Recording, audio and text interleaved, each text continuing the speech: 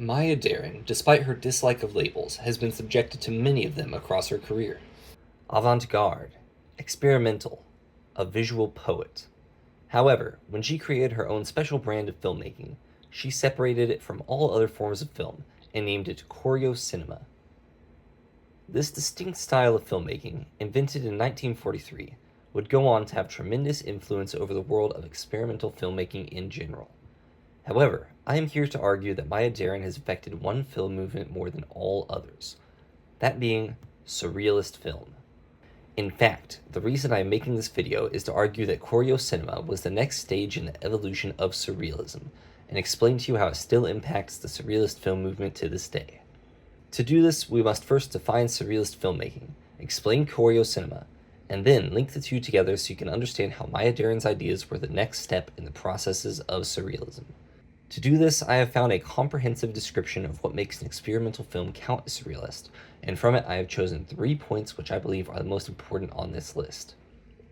Point 1. Choreocinema dispenses with linear narratives and plots, thereby freeing cinema from a reliance on the traditional storytelling borrowed from literature.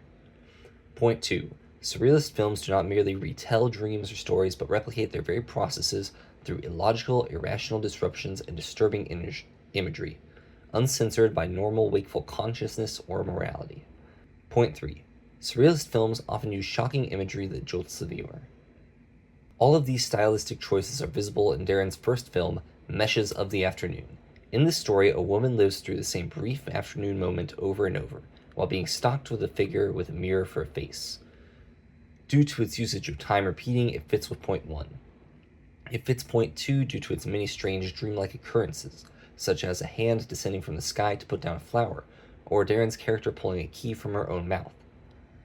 Point 3 fits the least with this film. However, there is a shocking scene at the end where it's revealed that Deren's character killed herself with pieces of a broken mirror. So, in the end, despite Deren not wishing to be included in any other broader film movements, it is undeniable that her idea of choreocinema matches perfectly with Surrealism. Now allow me to explain how Surrealism has been impacted by Maya Deren's work. It is undeniable that she was incredibly popular in her time. Her impact on the people who watched her work can be demonstrated in this quote about what happened when Deren's films were shown at the Provincetown Playhouse. The evening sold out in a matter of minutes, leaving hundreds on the streets milling about in frustration. Deren's films were, for weeks, the talk of the village. Even those who returned away had an opinion about what was seen that night. But what kind of lasting effects did she have on the Surrealist genre at large? Well, before Meshes of the Afternoon, Surrealist films were created as vessels for social critique, and their stories were entirely nonsensical. Take, for example, Chien, Andalou, which has only short segments of narrative, which only in the smallest ways tie into each other.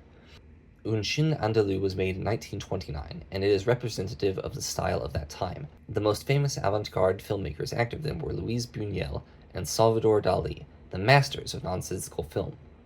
Buñuel has been quoted as saying, "Our only rule was very simple. No idea or image that might lend itself to a rational explanation of any kind would be accepted." Choreocinema allows narratives to form by repeating the usage of settings and actions.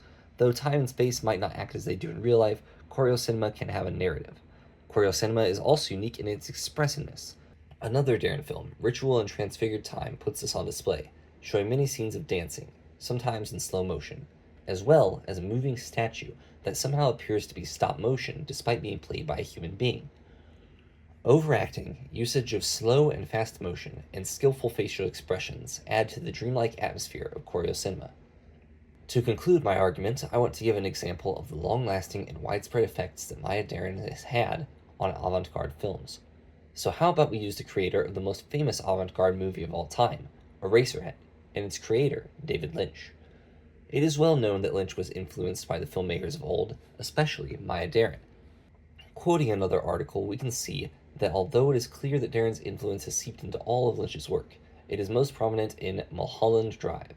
The filmmaker borrows many similar motifs from Deren, such as keys and mirrors, replicating some of Deren's shots with striking similarities. With Deren's legacy reaching all the way into the time of David Lynch, a man who was still making films in our modern day until he died in 2025, it is clear that choreocinema has had a massive impact on the world of surreal films.